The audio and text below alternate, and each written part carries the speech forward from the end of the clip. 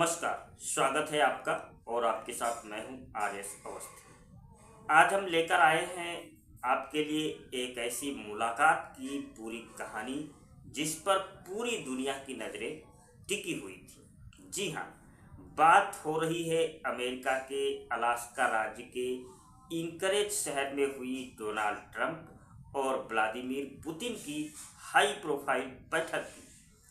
भारतीय समयानुसार रात करीब 1 बजे शुरू हुई यह बैठक 2.5 घंटे से भी ज़्यादा चली और इसके बाद जो प्रेस कॉन्फ्रेंस हुई उसमें कई बड़े बयान सामने आए।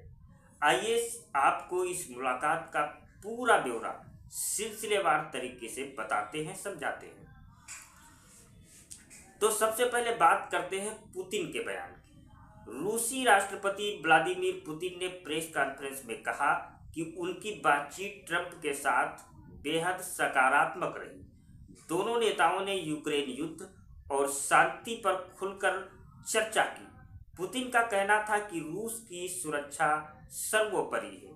उन्होंने यहां तक कहा कि अगर 2022 में डोनाल्ड ट्रंप अमेरिका के राष्ट्रपति होते तो यूक्रेन युद्ध शुरू ही नहीं होता। ये बयान उन्होंने पहली बार नहीं दिया है, बल्कि पहले भी कई मौकों पर वो इसी तरह की बात को दोहरा चुके हैं। पुतिन ने डोनाल्ड ट्रंप का शुक्रिया अदा किया और कहा कि बातचीत का मुख्य मुद्दा यूक्रेन में चल रही जंग थी। उनका कहना था कि लंबे समय तक शांति स्थापित करने के लिए जंग की असली वजहों को खत्म करना बेहद जरूरी है। हालांकि पुतिन ने यह साफ नहीं किया कि वे किन वजहों की बात कर रहे हैं। पुतिन ने दोनों देशों की भौगोलिक नज़दीकी का भी उल्लेख किया। उन्होंने कहा कि अमेरिका और रूस महासागरों से भले ही अलग हों, लेकिन पड़ोसी हैं। हमारे बीच की दूरी सिर्फ 4 किलोमीटर है। आज सुबह जब मैंने ट्रंप से हाथ मिलाया तो मैंने कहा, नमस्ते पड़ोसी। इतना ही नहीं, पुतिन ने अलास्का के इतिहास को भी याद किया और बताया कि 158 साल पहले यह रूस का हिस्सा था। उन्होंने अमेरिकी राज्य में मौजूद रूसी ऑर्थोडॉक्स चर्चों का भी जिक्र किया और कहा कि ये साझा विरासत दोनों देशों के रिश्तों को बराबरी और आपसी फायदे के आधार पर मजबूत कर सकती है।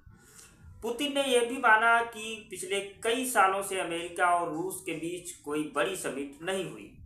रिश्ते शीत युद्ध के बाद से अब तक के सबसे निचले स्तर पर पहुंच चुके हैं।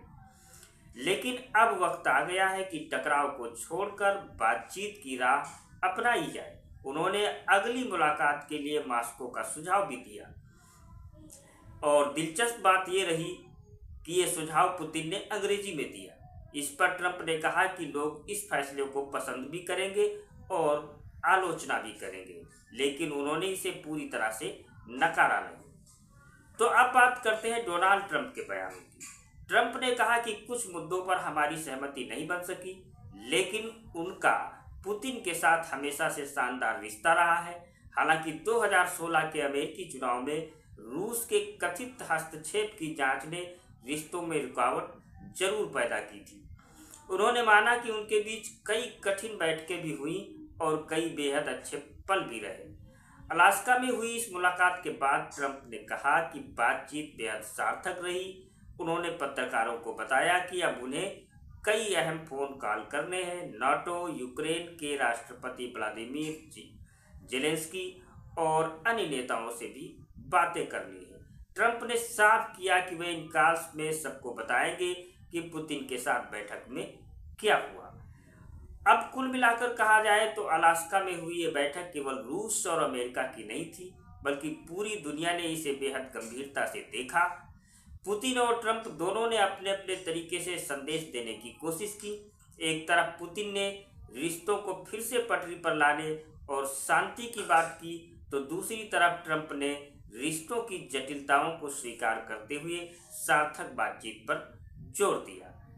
तो दोस्तों, आने वाले वक्त में दुनिया देखेगी कि ये मुलाकात सिर्फ बातचीत तक सीमित रहती है या फिर वास्तव में यूक्रेन युद्ध और अमेरिका रूस रिश्तों की तस्वीर बदलने वाली साबित होगी। आपका इस बैठक को लेकर क्या कहना है? क्या पुतिन और ट्रंप की जोड़ी दुनिया में शांति ला पाएगी? हमें कमेंट में जरूर बताएं। जय हिंद।